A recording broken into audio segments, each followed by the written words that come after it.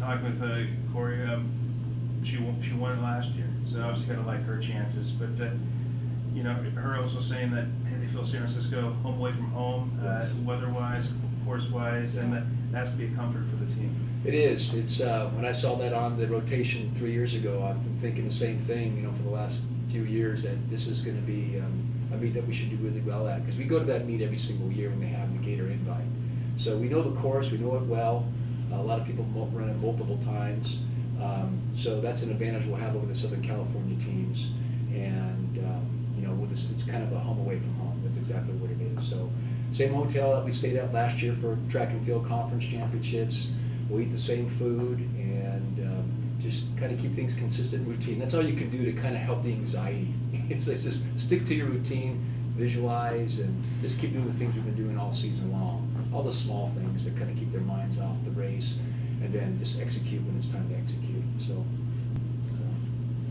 Coach, you talked about finishing up and rounding out your squads for the conference meet. How do you think that went, and how confident are you about those last runners that you've added in to really cement your lineup?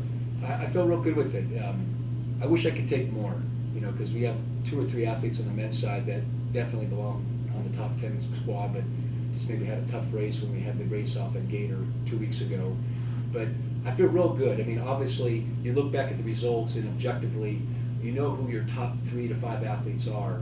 But sometimes you get somebody who, you know, might just step up and plug one of those holes in case somebody has a bad day, or they displace another team. So even though they don't score for our program, they might get ahead of another program's runner and put them back a couple spots. That might make a point difference when it comes down to the championship result. So, you know, I love the squads we have. The men are stacked with all these seniors, and that's who's going to lead this team, along with Dustin Solomon, who's a sophomore. And then we have all these redshirt freshmen that are sitting back and consistently training but observing what the seniors are doing.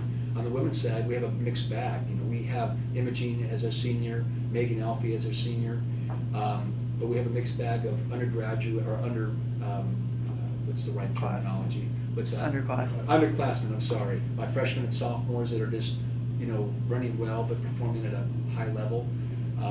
So 2 different teams, but I really feel that they're really prepared for it, and I feel good about our top 10 on both sides. They have good experience, and you know, if things go right, it'd be nice just to have all of them have a real effective race and it's surprising people. Coach, I feel like every race we talk about the journey to peaking. We talk about kind of the journey of a season and trying to climb at the right time. Yeah. Now we're closing in on the right time. Or how do you feel like this can help propel your team in a positive way in the regionals?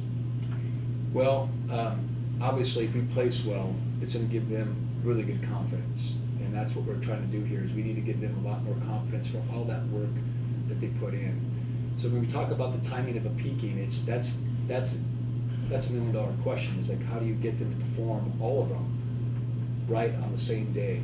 And I think you have to look back into when we started our program back on June the 1st, and we just start running mileage, and you just keep building up, and you're building up, and then you put in some speed workouts, you do all the hills, and you use the sand dunes on the ocean, and all those little things that kind of keep them occupied with different varieties of races and running to make them have a full season.